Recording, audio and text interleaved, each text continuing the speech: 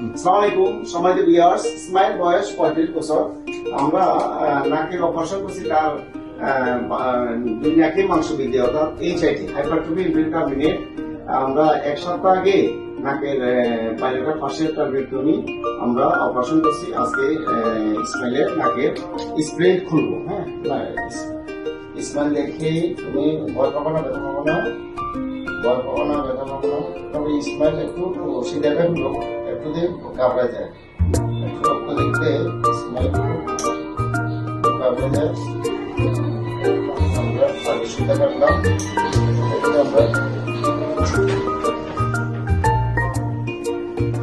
আমরা এই স্প্রেটা বাড়ি দিলাম বাম নাকে।